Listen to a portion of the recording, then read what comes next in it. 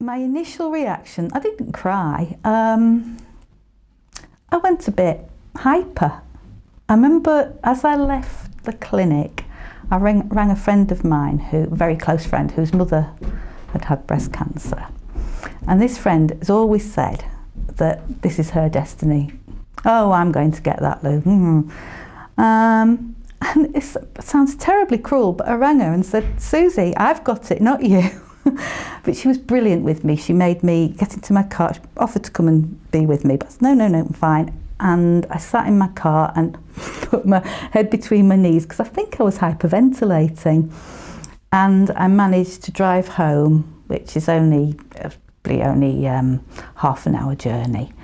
And the worst thing was going home and having to tell John. That was awful. And he knew the minute I walked in that it hadn't gone well. Would you have preferred really if he'd gone with you in retrospect? I don't think I would. I think it gave me time to compute the information.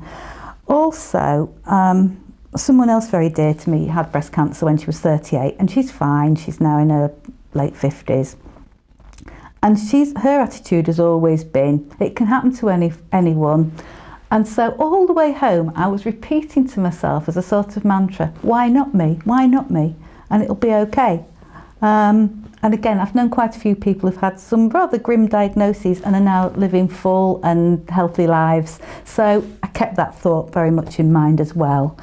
That's an interesting way of coping in a way, because a lot of people think the opposite, which is why me? It's like a prelude to feeling injustice at the diagnosis, or even angry about it. But it's random. It doesn't discriminate. It doesn't matter how old you are, how you've lived your life. You can live like a saint, or true.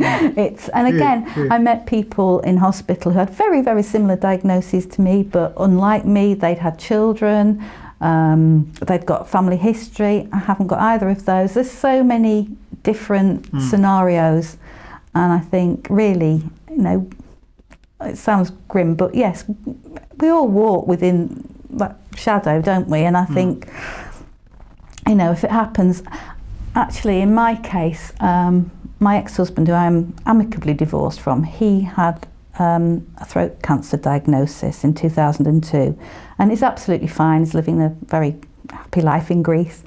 And he was very brave, very strong, very stoical throughout, and I think that helped me, because I remember being with him when he was given his bad news, and the consultant, the ENT specialist, actually said to him, your world doesn't stop here. And although that wasn't said to me at the Glenfield, the message was pretty much the shocking part of the actual receiving the news was when the nurse said, well, we can do something with this, but you're looking at surgery. And I remember saying, oh God, nothing too radical, I hope, and I'm going on holiday in September. And I suddenly did think, but I came to terms with the fact that surgery was going to be the only option quite quickly. And within 3 weeks of the diagnosis, I'd got it into my head that I was looking at a full mastectomy, because although it's DCIS and it's precancerous, it was multifocal. And so really,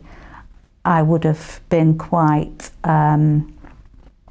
deformed, I suppose the word is. A lumpectomy would not have done the job, and then I would have had the worry of whether the cancer was going to return. So. And was that a decision that you came to, or did they really advise you there? They advised me, but it made sense. And I think once I'd received all the options, I was given a lot of literature to look at, and I had very good support from the breast care nurses and the consultants. Had a lot of good advice, and it did help me make that decision.